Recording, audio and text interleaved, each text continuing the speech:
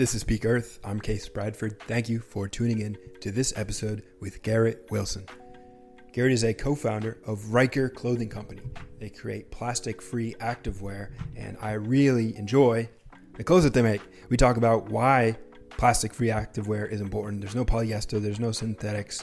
What are the other fibers? Which ones do they make their clothes out of, and why is it important? When I learned that polyester was bad for us and bad for everyone and everything in this life, in this place we live in called planet Earth, what happened is I started to seek alternatives, and Ryker was a company that was creating amazing alternatives. We talk about the power of merino wool, which is one of the fibers that they use. It's very different from regular wool, and it's known as nature's activewear for that reason. We also discuss Garrett's story. He's got a fascinating background. He spoke on the power of discipline, obsession, juxtaposition, among other things. Garrett was a master of magic, juggling, unicycling, Rubik's Cubes, doing an ironman, powerlifting. Fascinating guy, and I really enjoyed our conversation. I dislike doing ad reads in the podcast intro, so I'll just let you know that because I love Ryker shorts, especially the merino wool shorts and compression shorts, they're very unique and they are lightweight and silky smooth. Let you know they're also pricey. And if you're looking to acquire a pair of new shorts or compression shorts that are polyester free, there's a link down below. You can use the coupon code CASE and save some money on new apparel from Ryker. So there you have it. That's what I call the podcast intro. We're reaching the end of it now. And I'm going to go on a walk, and I'll leave you with this final word of encouragement. You're awesome. Thank you for listening. Thank you for tuning in. And I hope you enjoy this episode with Garrett Wilson. How are you? I'm doing pretty good. Yeah, it's good to finally get the chance to connect. I feel like it's been a long time coming. It has. I know we've been going back and forth for, I feel like upwards of a year now. Just kind of chatting on Twitter or X. I always struggle to call it X, but I feel like I have to now. But yeah, so good to get the chance to connect finally. Absolutely. I can't remember when I first found out about what you're doing, and I just found it was absolutely tremendous. Garrett is the founder. Are you founder or co-founder?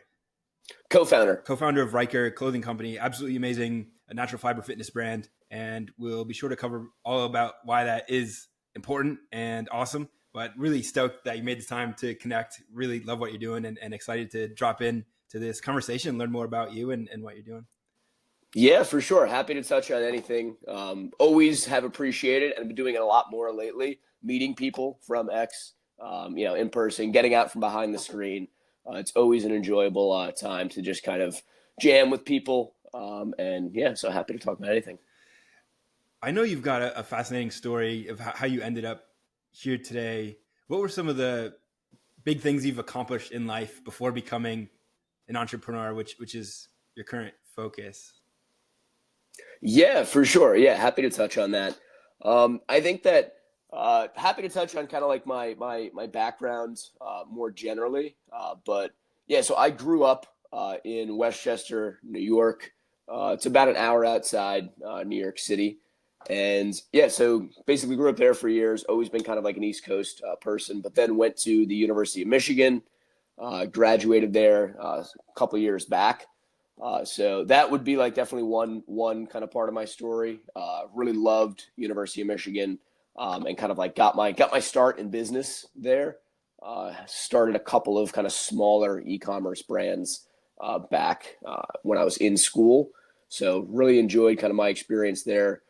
And then in terms of, kind of other stuff, other things that I've been happy to touch on any of it, but have also kind of been in the health and fitness space for a long time, been lifting for years, used to be like a kind of amateur power lifter. So kind of a different vibe than what I do now, for sure. I'm not a big squat, bench, deadlift guy anymore, but I used to be.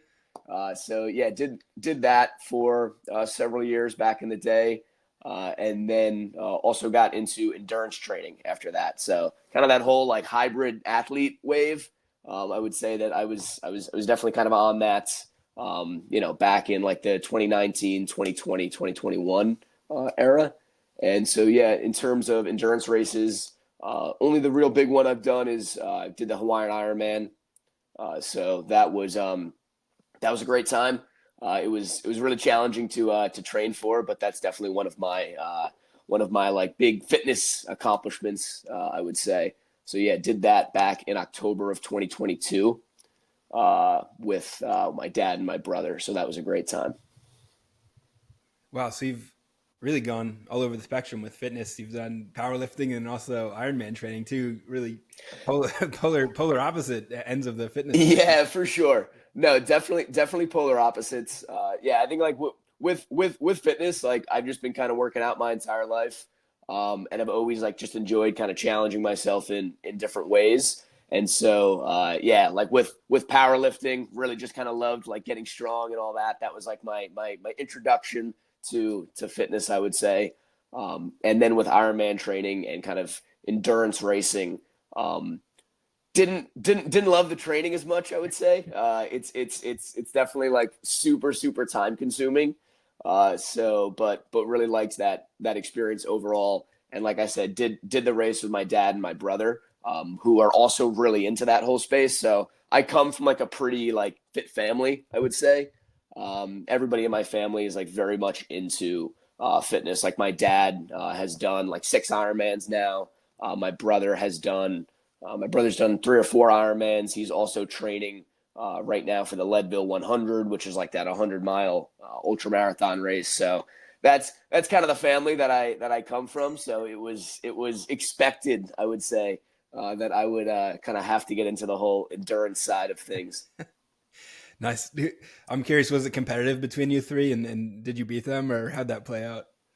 Yeah, good question. So it was not competitive at all because our whole goal was just to finish.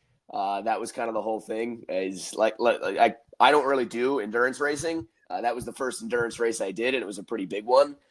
So as a result, I was like, look, I'm not going for any specific time here. I'm just trying to finish the race. So that was kind of like what all the training was oriented around. Unfortunately, actually, my dad didn't finish. So he like basically just hit a wall, wasn't able to finish and all that. My brother and I were able to finish and meet him at the finish line and all that. My brother was a little bit in front of me, but that was expected given his endurance experience. Nice. And for folks who aren't familiar with an Ironman, could you just describe the distances of the swim, bike, and run? Yeah, for sure. So yeah, so an Ironman is it's a 2.4 mile swim, then an 112-mile bike, followed by a 26.2 mile run. So it's a long day. I did it in about 16 hours. It's a very long, grueling day, and definitely tough to train for just because of the amount of time that you have to dedicate to it. But ultimately happy that I did it. It was a lot of fun, but probably that's what I would hang my hat on as my biggest fitness accomplishment, I would say. It's just a casual 2.5 mile swim followed by, a little 100 miles on the bike. Just cap it off with a marathon, just See, here's the thing that's funny about it though, is once you do like all the training, it doesn't even feel crazy anymore, right? It just feels like, oh yeah, I'm just going out for like an 85-mile bike ride. It's totally fine. And so I think it's like whenever you describe the race to somebody, they're always like, oh, it's crazy. I could never do that. But like, look, you get it too. It's all about like the mindset that you're able to cultivate and the mindset that you're able to have. And you just really grow to being like, oh, this is totally something it's doable for anybody that's actually willing to just kind of buckle down and train for a couple of months. There is talent involved in the sense that like, I'm never going to be world class at it. I just don't have that in my genes, right? But at the end of the day, like anybody can go out and do stuff like that for sure. amazing insight. Were there any other lessons learned while training for the Ironman that have stuck with you, or powerlifting? What were some core learnings along the process of practicing those arts or those disciplines? Those For sure. No, definitely good question. I think it's something that like you definitely realize the importance of discipline. I think that was kind of my biggest takeaway from Ironman training. is that you realize that like, hey, in your life, you're not going to be able to say yes to every single thing. Some things you're going to have to say no to because you're focused on a goal. And I think that like cultivating that level of discipline at a pretty young age was definitely helpful, just because, it's a situation where that type of discipline is applicable to a lot of different areas of your life. And so if you can learn how to kind of put the blinders on and, realize that like, hey, here's the goal that I'm going after. Here's what I'm focused on right now. And just really focus on that. I think it's very applicable to, career, life, business, relationships, whatever it may be. And so I think that was probably my biggest takeaway, is that really all things can be done through discipline. Powerful. Powerful. I had a similar awakening to the power of discipline through training martial arts, just embarking on that journey of like doing the same movement a lot of times. It wasn't, that repetition isn't necessarily the most fun, but it is part of, For sure, part of the practice. Just like doing something again and again and again, you will get better at it no matter what it is. If you continue to practice, if you continue to show up, if you do it even if you don't feel like it, you're going to get better at it no matter what it is. 100%. And I think it's like the idea that doing any of these things and learning any of these things, whether it's fitness or whether it's other things, the idea is that like everything is really learnable, whether fitness, business, anything else. Everything can be figured out. Everything can be learned. It's just a matter of if you're going to put in the time. And I think that like back when I was a kid, and we can even get into this as well. I used to have like tons of like weird things that like I learned, and that I like to do, like a bunch of weird hobbies. Like I was like did magic tricks for years and stuff. And like I was really into that for a while. I used to do like shows and all that. Then I got super into like juggling and unicycling. And so like I used to go to circus camp back in the day, things like that. And then I got super into like speed cubing, like Rubik's cubes, and like doing Rubik's cubes competitions. So I think it's like just the idea that like really any skill, those are all just like weird ones that I used to do back in the day. All of those are just learnable, right? You can just learn all of that through just sheer practice. And I think that it's a really empowering thing to realize that like, hey, you don't have to have all the talent in the world to do something. If you have, a little bit of talent, but you have a lot of discipline, you can absolutely succeed in any field. I think that's like something Tom Brady talks about a lot, right? I've really like admired Tom Brady. I think he's a great athlete and kind of a great role model. And he's someone that like, I don't know if you're a big sports guy, but like he was not like a huge draft pick, right? He was not really projected to be amazing. But he just put in the work, and he's just so dedicated to what he does. And I think that's like that type of mindset, I think, is the most kind of successful mindset that you can have. Definitely something that I've taken away from other things that I've done as well. Powerful. Tom Brady, if you're listening to this, we got to get you in some Ryker. Reach out to Garrett. He's going to send you some shorts. For sure. Oh, I'd love that. Would love that. How old were you when you were doing magic tricks on the unicycle juggling? That's an amazing image. I love that. Yeah, for sure. Yeah, I mean, so I got started with all that stuff when I was super young. So like started doing, like magic when I was like 6, started juggling when I was like 9, and basically did it like all throughout my life. Like did it all throughout, really up until like I went to college.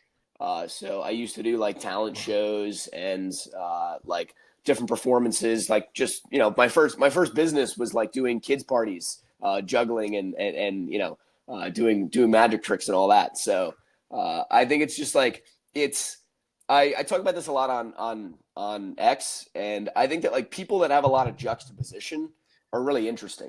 Yeah. And so I think that like that is always something that like I have appreciated about my own life and like tried to lean into more and cultivate more, is that like you don't have to be a one-sided type person. I don't want to be just like some power lifter meathead or anything like that. Like, I want to be the power lifter, but also like, you can go and give me 3 knives and I can go juggle them. Right. I think like that's just kind of a more fun way to be. But yeah.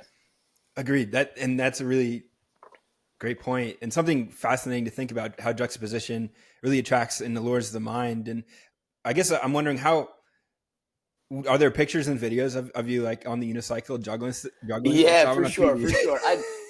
I on my personal account on X, I should throw one up sometime, Yes. for sure. I will after this comes out. I'll definitely throw up some old pictures and videos, even back from high school when I used to be like really into like the whole like talent show and like kids party scene. I'll throw up some pictures so people can see. But yeah, it was a lot of fun. Amazing. I think it's just like one thing that I've always been super into, like along those lines, is just like really just leaning into your interests, right? And like I think like a lot of people on X like love to kind of get like hyper fixated on something, and I totally agree. I do the same, right? Like I get super into something, I like totally throw myself into it for months or years at a time, and then I go and do another thing, right? So I think that like a lot of people on X, I think, are the same way of like they really love kind of deep diving into something. And so definitely something that I've done throughout my entire life in a variety of different ways. Awesome. I'll link the what you shared down below so people can check it out and see you in action on the unicycle juggling. And for sure, absolutely. It is the juxtaposition thing. I do want to touch on that for a minute, and just for sure to explain, like I think myself, I've one aspect of that is like, okay, here's a guy who's really fit, but he like really loves ice cream, and it kind of like melts the mind a little bit. Like, how do those two things go together? I need to like understand this. And there are a lot of examples of that. Or I have a friend, Michael Holt, recently went to a meditation retreat that he put on, and we made an episode of Elevate Vitality together as his show. He's really into martial arts, but also meditation. And his whole philosophy is like, you need the savage and the saint, where these two things go together in ways you're like, wait, how, if you're like a savage martial artist, how are you also this peaceful meditator? And it forces you to sort of think about things in a different way when you have these two opposites that are harmonizing together. And there are tons of examples about this out in the world. And it is a really useful way to just stop and think about, okay, we all have within us an infinite world, and sometimes we have things that are complete opposites, but they can go together, even if it's not, complementary the way you would initially perceive it. 100%. Yeah. I love how you've become like the ice cream guy on X. I feel like it's awesome. Just because it's like, like you said, like you'll post a picture on the beach and you'll be all ripped up on the beach, and then you'll post like ice cream, and people's heads must explode. Like, what? This guy's eating ice cream, but he's so fit. And I think that like, it's stuff like that. Again, like, we obviously know that like, hey, you make ice cream with the right ingredients, like you're all good. You know what I mean? It's a health food. But I think at the same time, it definitely speaks to like people that are willing to not just be one dimensional, are just more interesting people. I think they get more out of life. If you look into like, if you read like, for example, I'm super into like biographies and things like that. Like I love history. And so like, if you look at like all of like the kind of like great people of the day, like for example, Teddy Roosevelt, right? Like former US president, all that, you like read his biography, you're like, wow, this guy did everything. He was not just like, he was not just like some like, politician stiff. Like this guy like loved to box. Like this guy loved to ride horses. He loved like the outdoors. And so I think that like, when you look at history, all of the people that are like most interesting and that I admire most are all people that they're kind of Renaissance men, like that term. And so I think like that is something that like I think is very valuable cultivating in your life, if you can try and be as much as you can a Renaissance man or a Renaissance woman. And really what that means is just kind of following your interests and not being one dimensional. And like willing to, kind of do things that are off the beaten path, that are, maybe not what you should do, or maybe not what, would be expected that you would do or get into, but doing those things anyway, if kind of your interest calls you to it. Beautiful riff. I agree 100%. As it's a part of being authentic in life, and really an essential aspect of doing this life thing well, because we're all called to different things, and some of those things that we're called to are going to be outside the box, or like different from what the people around us might expect or be into, and it's going to require you to be weird. And weird, the root word of that comes from just fate or destiny. So just like following that which is within you, that is calling for you, and a lot of times it does require you to be weird, and that's a good thing. Like we want to really, it's essential to embrace that. 100. All of the coolest people that I know are weird, right? Like how many times do you meet somebody Do you meet somebody that is like, you think they're a little weird or whatever, and like you think badly of them. When I meet somebody that I think is a little weird, I think highly of them because I'm like, oh, that's cool. They're like, they're really into something, whether it's into something like niche or anything like that. So I think there's a lot of value in, like kind of being weird. It's funny. My girlfriend and I, we have this concept that we talk about sometimes. We're like, the best type of person to be is there's like a quadrant, right? And so there's weird, there's weird normal, there's normal, and then there's normal weird. And so it's like it's all about like how you kind of present yourself. And so I think like the best type of person to be is like a weird normal person, right? In that like you can really immerse yourself in all these things that people might think are weird and all that type of stuff. And, you have all these like interesting interests that you could talk all day about. But at the same time, you could just like go and get coffee with anybody and just talk to them about, whatever it may be. And so I think there's a lot of value in like being and embracing kind of your weirdness and, what really makes you tick. But at the same time, being the type of person that like you can be plopped in a room with anybody and like you can just go chit chat, you can go network, all that type of stuff. So I think there's a lot of value in like having that weirdness about you, but still being able to kind of be social with anybody. Agreed. And that's really adept way to perceive how to best express one's weirdness and how to cultivate like a balance between the weirdness and the normalcy. And another, paradoxical juxtaposition that is really important to maintain the tension of those two opposites to exist and For do sure. well in the modern world. So your current obsession is something I'd love to share more with listeners. What are you focused on now that is really capturing your attention? Yeah, for sure. What is absolutely capturing all of my attention right now is Ryker Clothing, the company that I co-founded.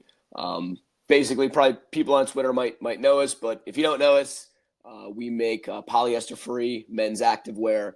So all polyester-free clothing.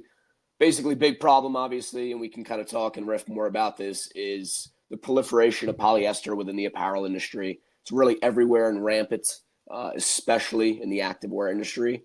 And so we're just kind of tired of it. And so we make our clothes with 100% cotton, and we're actually switching to organic cotton in the next month or so. And then also 100% merino wool, and we're launching some other merino wool cotton blends as well. But that's kind of my main obsession right now. It started about a year ago or so is when the obsession really took hold and just really dove face first in the entire industry. Really knew nothing about the apparel industry before. I'd been in the e-commerce space for a while, which we can also riff more on, but knew nothing about the apparel industry and really dove in and trying to figure out how to create the best, highest quality products possible. In order to really get rid of the need for polyester-based activewear. So that's my main obsession right now, and it is certainly taking over my my life in many ways.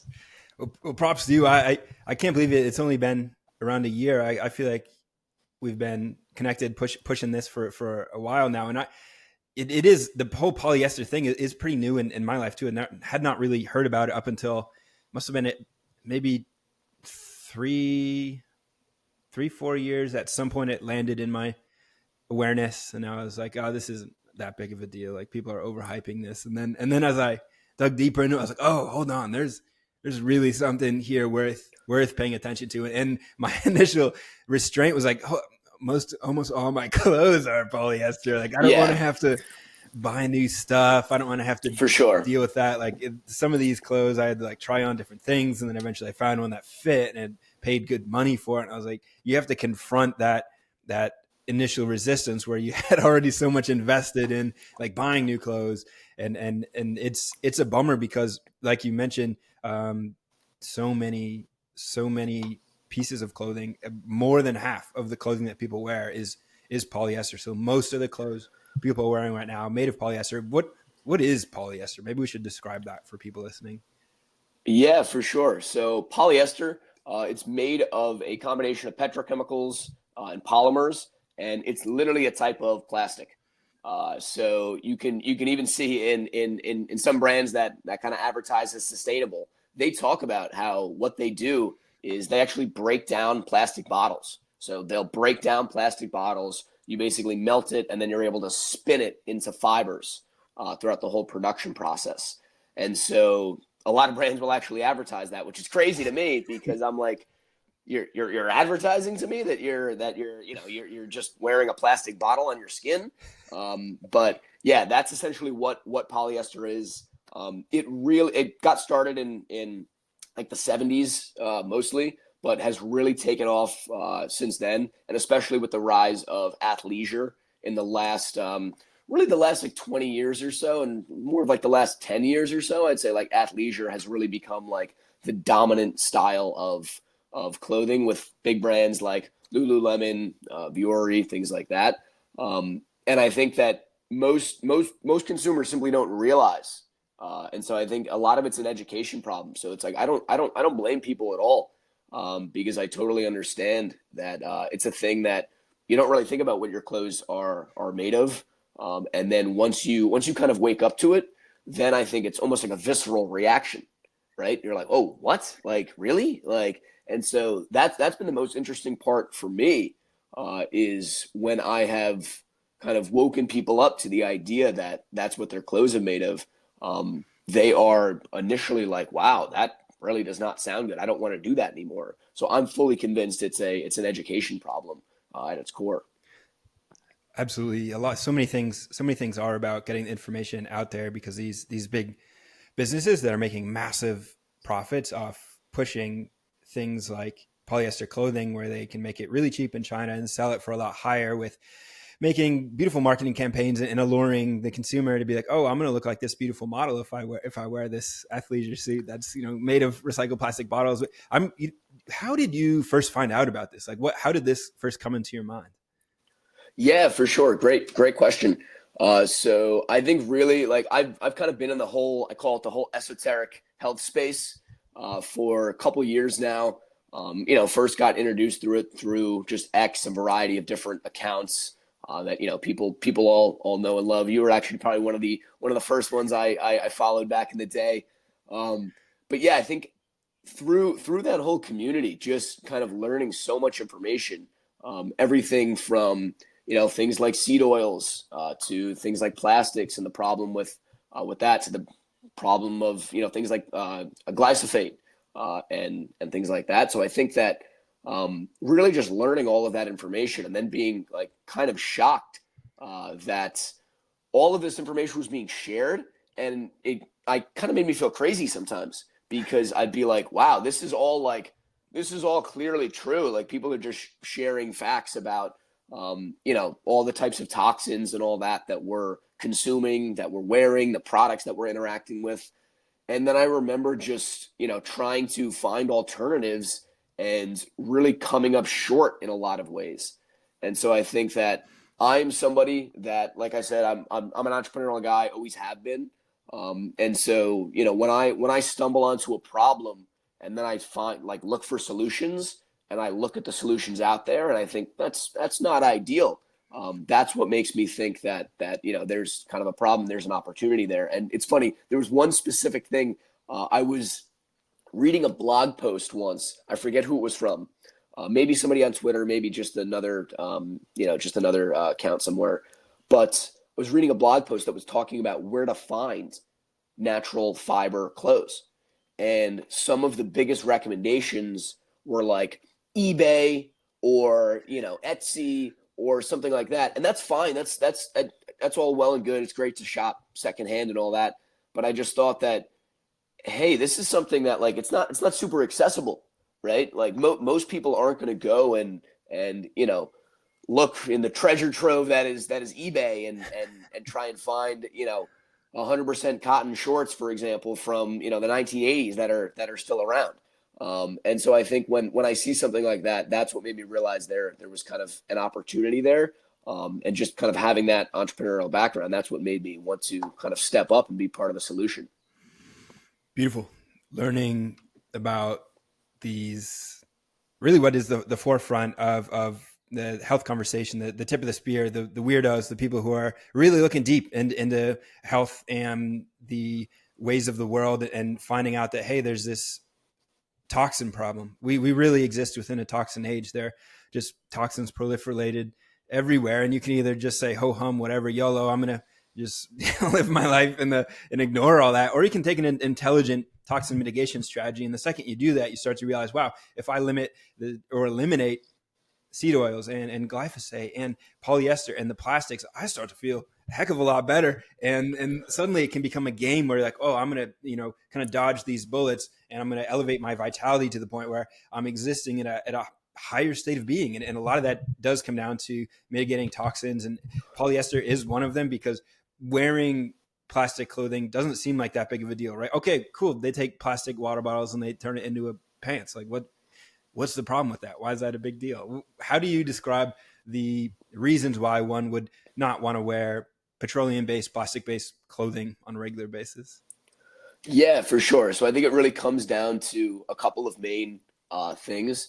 Like, when I talk to people that I call undereducated consumers, right? It's not their fault. It's just they're not super into the space, so they don't know. And so I try and speak to those people in a way, because speaking to people that are just in the in group is not so helpful all the time. So I think what I say to people is, it really comes down to a couple of different areas. Number one, if you look at the types of chemicals that are actually used to make those clothes, it's pretty worrying. If you look into polyester production and how that all works, the type of chemicals that are often used, things like antimony, formaldehyde, BPA, these are all chemicals that we know are bad. We've known for dozens of years that are bad. This is not some new esoteric health X wave. You know what I mean? This is something that, since BPA was introduced and we started to get data on it, we've known that BPA is really bad. We've known that these different forever chemicals, these PFAs, are also very bad. And so I think those are the types of chemicals that are very prevalent in the polyester production process. And so as a result of that, you're seeing big brands like Shein. You're seeing even big brands like Nike and Adidas and things like that. I had a tweet I put out on this the other day, in that there have been studies by, for example, there was one from the Center for Environmental Health. They're like a big watchdog when it comes to chemicals and products. They put out a study that Nike, Adidas, Fabletics, things like that, they 40 times the legal limit of BPA in a lot of their clothes. And BPA is a known endocrine disrupting chemical, super known. And we know that this is really bad for us. It's carcinogenic as well. So I think the first thing that I really touch on when I try and convince people on the polyester front is just look at the chemicals that are actually being used in order to make that. So I think that's kind of the first point. And then the second point is really just keying into the idea that you are wearing plastic. And I think there's been, in the last couple of years, there's been a shift where people have gradually started to realize that plastic itself is just not an ideal material. It's not an ideal material because of how it's made and what it's made out of. And the fact that we've seen, as global plastic production has increased, we've seen a direct correlation with a decline in men's sperm counts, for example. And so I think we're realizing that it is an endocrine disruptor, and we're realizing that it also has all of these different chemicals in order to even make the product. So I think that once you're really able to convince people that, hey, you're wearing plastic, and I'm sure you don't put plastic in the microwave anymore. I feel like people stopped doing that 10 years ago once they realized, oh, that's really not good, right? I think a lot of people, they don't like drinking out of plastic water bottles because they've heard about microplastics, and they don't like the idea of microplastics getting into their body. And I think that it's a pretty easy through line to draw for a lot of people to say, hey, you don't like plastics in these other situations. Why would you want plastic on your body where you could not only absorb it through your skin, because the microplastics can absorb through your skin, but also, interestingly enough, through your lungs? When you do laundry, for example, the amount of microplastics that leach off of your clothes, if they're made of polyester and other plastic-based fibers, it's in the millions, and literally just huffing that in. It's a huge source of microplastic as well. So it's not just through the skin, which I think most people think about. It's actually through your lungs as well. So I think that those are the two key things that I focus on when I'm trying to convince somebody that is not super into the space. It's, hey, just take a good hard look at the chemicals that are used in order to make polyester, and then just take a good hard look at what does wearing plastic actually mean. And I think that by being able to make those comparisons to people and just explain in a super calm, rational way about it, I think that is what convinces people. I think that like it's not fear mongering, it's not a scare tactic. It's none of that. It's just having an open and honest conversation, saying, hey, this probably isn't ideal from a health perspective, and so how can we introduce something better to the market that makes consumers' lives easier, right? I think that's another big aspect of it. Of how do you make it so it makes it easier for people to make these decisions? Well said, and I agree absolutely. I perceive this through three pillars. There's the health aspect of polyester, and you did a great job elaborating on that, where you're absorbing it through your skin and also in through your lungs. When you are drying, heating up, polyester will release volatile, aromatic compounds that are going to end up in your lungs. Microplastics, it breaks down. It actually gets over your other clothes as well. If you're drying it with, with your other clothes, and then say you're going in the sauna or you're working out hard in the sun, that's going to start 100%. The sauna is always the one that the sauna is always the one that makes me laugh a little bit when I see people go in the sauna, and I'm like, dude, like, the funniest part is like you'll talk to one of those people and they'll be like, oh yeah, like I wouldn't bring like they're not gonna have a plastic bottle in the sauna, because they can make the connection, right? They can say, oh, like, I'm not gonna bring a Poland Spring bottle into the sauna because it's gonna melt, and like that's bad. And it's a very easy connection to just draw to clothing as well. It is. And especially if you stop and think about when we heat our skin, it opens the pores. So we've got like that double whammy there, For sure. where our pores are opening and then the clothes are melting. So you really are absorbing microtoxins in that environment. And it's tricky because there are no warning labels on polyester clothes that say don't heat this, don't, maybe there should be, but that's an important, I would say that would be priority number one for anyone listening. Would be number one would be areas, underwear, things around your exposed glands like armpits and private For parts. Sure. And also in the heat. So like in the sauna and hot yoga, in training environments, really important that would be my number one priority. And then in addition to sheets, like if you have polyester sheets, that can really block your skin. It's another big one. Yeah. Another big one. Yeah, for sure. And I think that's a really key part of it too. What you said regarding, hey, like here's my number one tip. You know what I mean? I think it's a situation where, look, I get it. No one's going to, go into their closet and take $3,000 worth of clothes and throw them all out tomorrow, right? I totally understand. Some people will. I think at least one person listening is just going to do it tomorrow. hopefully. But yeah, it's a situation where I totally understand that it's kind of a gradual process, right? And that it's a process of, swapping out a couple of garments here and there, or doing a thing where you're not going to wear it into the sauna or, out in the sun for long periods of time. And I think that's my part of the inspiration behind the brand, is that I think that the healthiest version of your life shouldn't be a neurotic life, right? You shouldn't be a neurotic, high-strung person always thinking about this health stuff. I think the best way to go about it is to live your life in a way and position your environment in a way to make it as easy as possible to make these ideal health decisions. For example, I'll give you a very concrete example. Last night, went out to dinner with some friends to a great Italian place in New York City.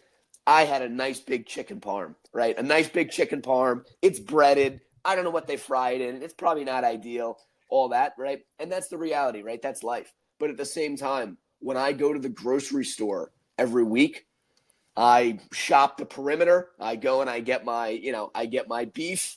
I then, I get my vegetables. I'll go to the farmer's market on a weekends. I'll get some honey, things like that. And I position my environment in a way where the vast majority of the time, it's very easy for me to live a healthy lifestyle. When I open my fridge to make dinner and I'm like, oh, my options are beef and broccoli. There we go. Perfect.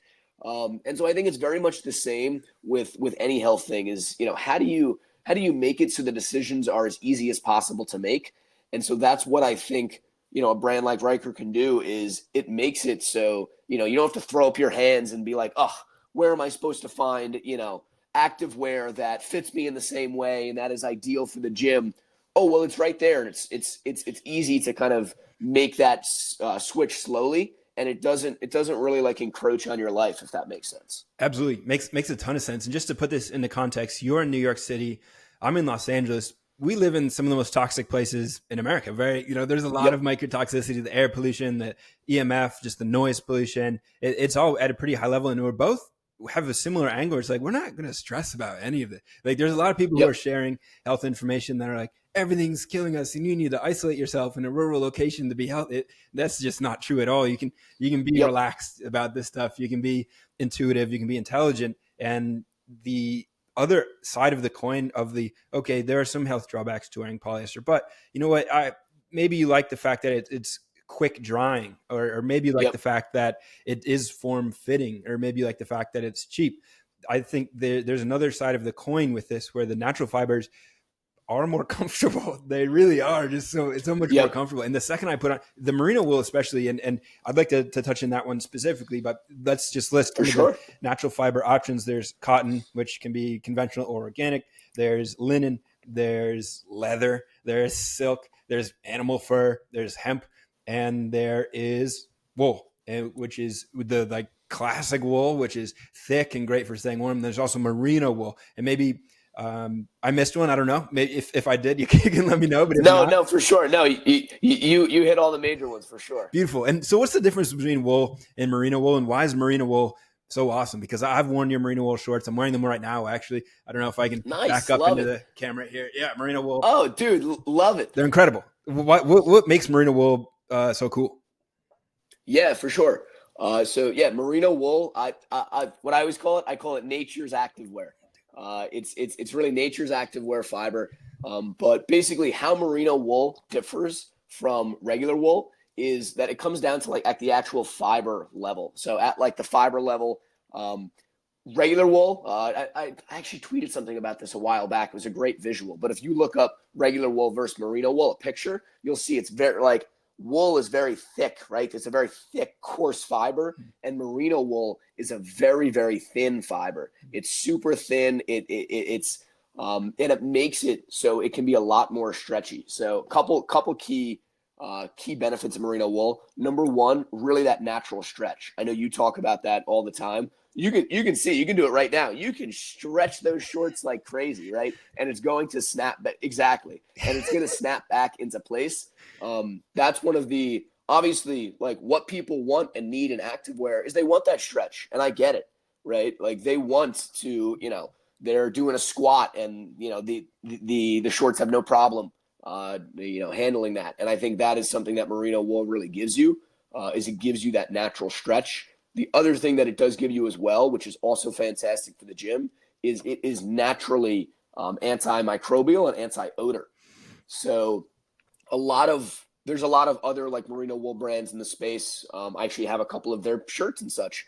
But one of them, I forget what it was called. It was actually started because the founder made a bet with his friend that he could wear a wool shirt for 100 days straight without anybody saying that he smelled or something like that. And he was able to do it. And so after he was able to do that, he said, wow, these wool shirts are amazing. I should make a company doing this. And so due to it's basically due to fundamental aspects within the fiber. It allows air to leave really easily. And so it makes it so it's very anti-odor. So for example, with my merino wool shorts and boxers, I'll wear them 4 or 5 times before I throw them in the wash. So it's a situation where you can really kind of get a lot of life out of them before having to put them in the wash. And the last thing that I'll mention about merino wool is it's actually naturally temperature regulating. So again, due to the structure and composition of the fiber, I have a whole thread on this as well. Is it makes it so it keeps you cool when you're hot, and it keeps you hot when you're cool. So it's funny, we get a lot of comments on our ads and things like that of people like, oh, wool shorts. What do I, wool shorts to the gym? And so it's funny. It's an education thing, right? And so it's a situation where people don't realize that merino wool is not your traditional wool, and so it's not going to keep you hot. It's actually going to keep you cool when you need to be. So those are kind of the three main aspects of merino wool: the stretchiness, the temperature regulation, and then also kind of the anti-odor capabilities that I think makes it really, I call it again, nature's activewear fiber. Awesome. And I concur, having worn these wool shorts, merino wool shorts, you can really do anything in that you would do in polyester shorts, and then some, because you can go swim in them, I can train in them, and then I can just leave it out in the sun. It dries, and then it's good to wear. That's honestly the best way to dry them too. Yeah. Like we always say, like never put it in the dryer. Like wool is obviously very not ideal for the dryer. So yeah, we always say just like lay flat to dry. But the best thing to do is literally just whenever you're done with them, just leave them in the sun for a bit. And it's funny, a lot of times it doesn't even need to be washed. If you actually leave it in the sun, any odor that is in there will actually naturally dissipate. So I'll do that sometimes myself, is even after wearing them 4 or 5 times, the way that I wash and clean them is I just throw them on my porch for a bit and just kind of let them cook in the sun. Beautiful. And this is one of the biggest differences between the natural fiber and polyester. Polyester is the opposite, in which it is pro-microbial. It will enhance. It's a great environment for because it's a dead fabric, dead material. It's plastic. It traps the bacteria, and so it's going to be more stinky. You're going to have to wash it. You're going to have to spray it. You're going to have to people are going to smell 100%. The next time I always say this, I challenge anybody, the next time that you go to the gym or you go for a run, you go and do jiu-jitsu, whatever it may be, when you have a really sweaty workout and you're going home and you're showering, take off your shorts, take off your compression shorts, whatever it is, just give them a smell. Just give them a little smell and you'll be like, oh my God, really? And because it's polyester is not designed, it's really not designed to be a fabric that can, let out odor. It really traps that odor in. So, while polyester can be quick drying and all that type of stuff, it's really not designed in a way that would be conducive in order to make it not stink. Well said. And the merino wool shorts, how much do they cost, like, per pair? Yeah. So right now we charge $84 per pair for merino shorts. So definitely a kind of the more expensive ends, I would say. And always acknowledge that. But I think that, like, look, the reality is that, like, you can go and get polyester shorts, and you can go and get those for $10, and it's always going to be cheaper. There's never going to be a world in which merino wool is going to be less expensive than polyester. And I think it's just a matter of, like, hey, is this important to you? Is this something that you want to invest in? And I think another thing that I always tell people is, like, hey, when it comes to actually having to wash them and all that, you can have one pair of merino wool shorts, or you can have 3-4 pairs of polyester shorts.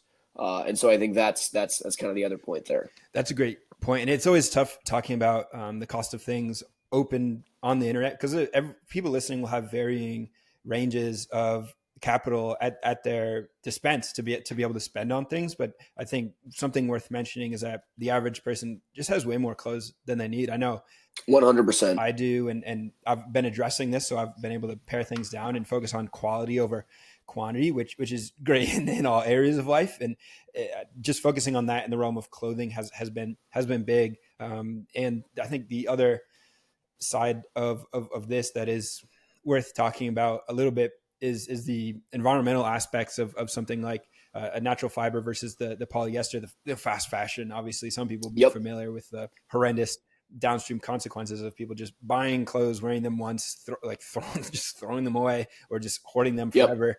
They don't really decompose. They end up in our ocean, microplastics, and the entire process is really a bad scene for everybody involved, from sourcing the petroleum to make the plastic clothing in these factories in China that pollute rivers, and then they end up in America where they're toxifying people and toxifying our land and our air. The entire situation is absolutely insane, and we've got to rise up and do something about this because we have superior alternatives. It just involves the will to be able to say, hey, I'm not on board with this. I'm going to do something about it. For sure. And I think we're seeing this, right? Like, even look at some, like look at a company like Shein, for example. It absolutely catapulted to kind of fame in a way over the last 10 years because it's been a huge source of fast fashion. And we're really seeing people starting to turn against that, right? Even in the last couple of years, lots of, if you just go on any social media and you look up Shein and all that, people are kind of angry at this point. I think people are saying like, hey guys, this just isn't right. This is a situation where they're churning out so many clothes, more clothes than anybody could ever feasibly wear. They're making them dirt cheap to sell them to consumers. And there was actually a study that just came out the other day. Shein has a really high percentage of lead in its clothes. And so they're not only made of plastic, they're filled with all these other chemicals as well. And I think that people are starting to revolt. And there's been a movement. I've seen this on Twitter. I've seen this on TikTok. I've seen this other places called slow fashion. And slow fashion is the idea that like, no, it's actually worth like having fewer quality pieces.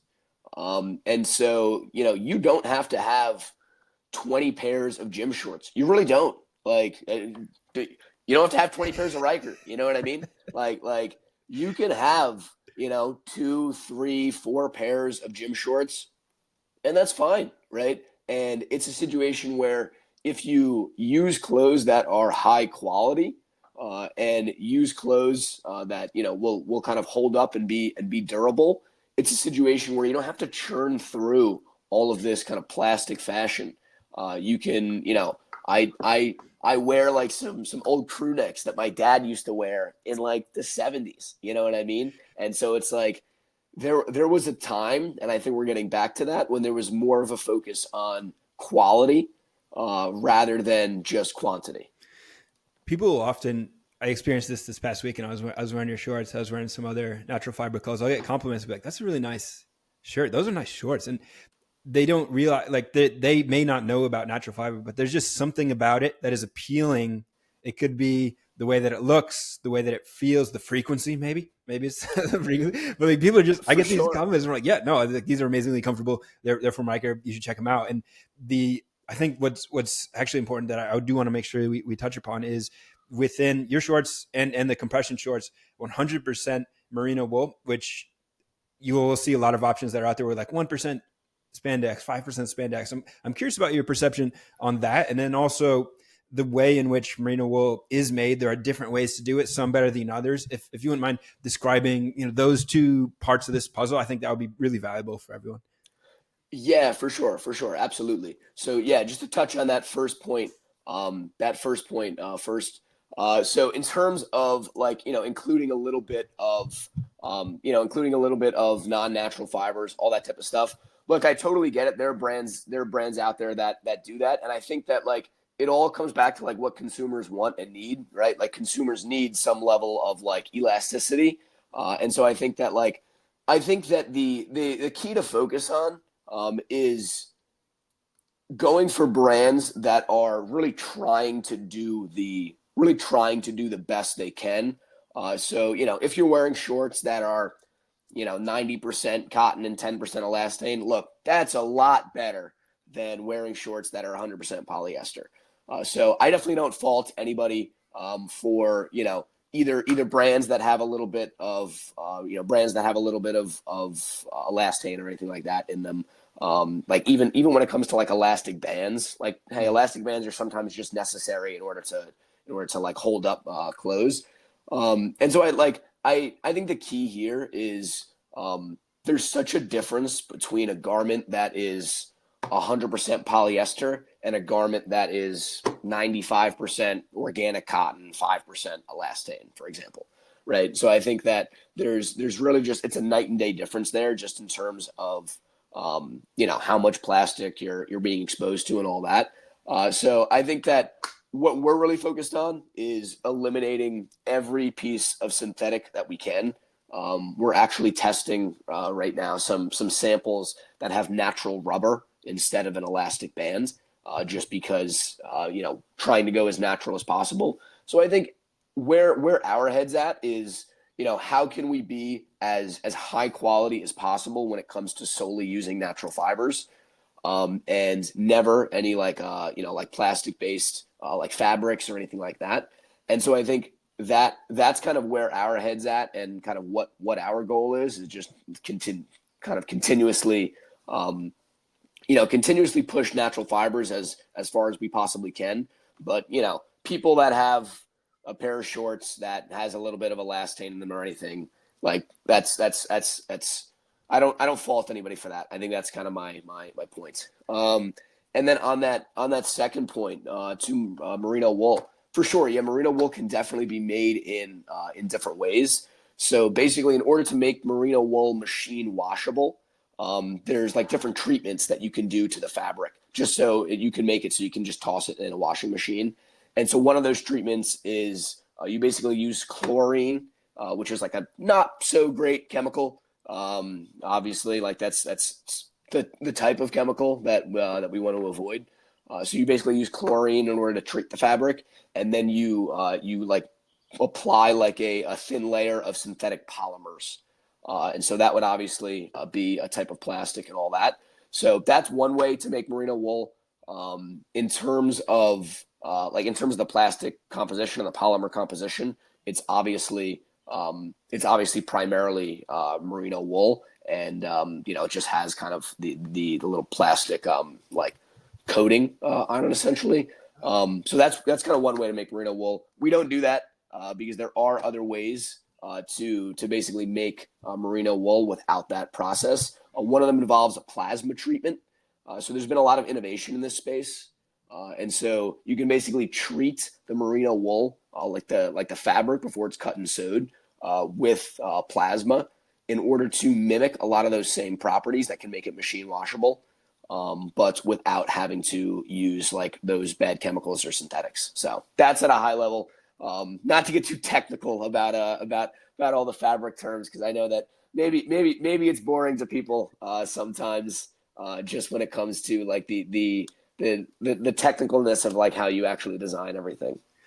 It's interesting, and it goes to show the level of intention that you are attending to the process of creating the best possible clothes that you can, because you could be sourcing merino wool, and probably, and other companies definitely do, in which it's treated with chemicals so you can toss it in the wash, but you're going to the next level and making it a higher quality to make it better for everyone involved. And just a quick aside on having this fiber that's a little more stretchy, I when I first got into this, I got a bunch of linen shorts because linen's really comfortable, but it's not super stretchy. And every single pair of those shorts, 4 of them now, I've ripped them right in the crotch area, Yep. right down the middle, yep. Just because I'm a guy who likes to move around, and so buyer beware.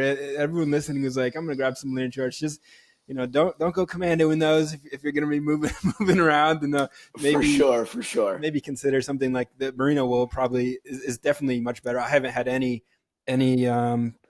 issue at all. Only positive experience with the merino wool, and of course they're a little expensive, but gosh, man, Lululemon, Viore, they're selling polyester shorts at the same price. So it's for sure. And as somebody, I always tell people this, as somebody that is obviously in the apparel space, boy, oh boy, do they have a crazy margin on those.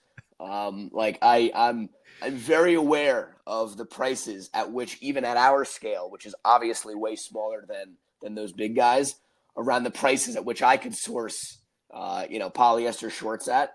And boy, when I see those polyester shorts from some companies, won't name any names, but when they're charging $70 for a pair of polyester shorts, they're making out like bandits, to say the least.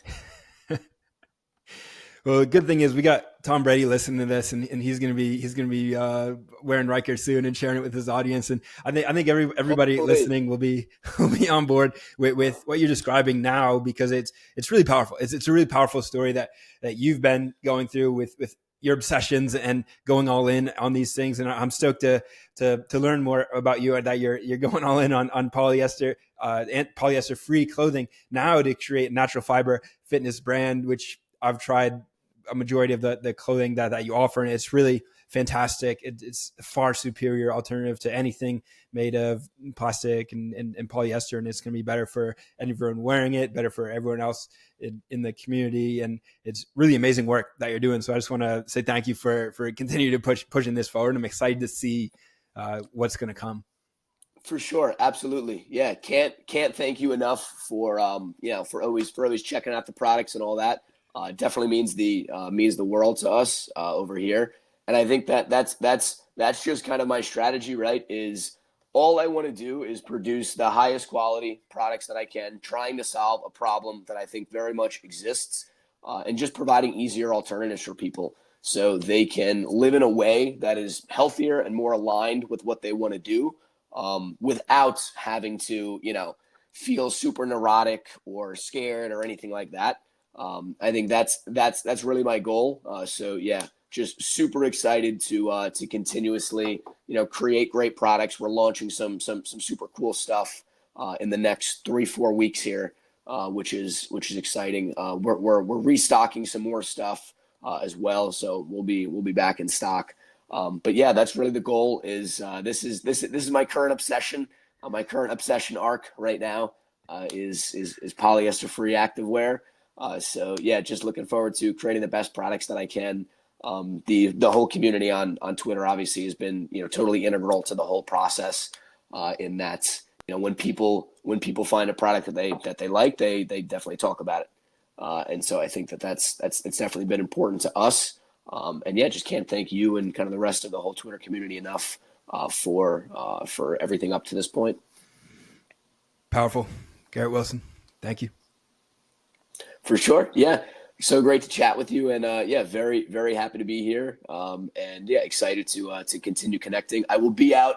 I will reach out. I'll be out in California probably this fall, either late this summer or early this fall, and we'll definitely get together.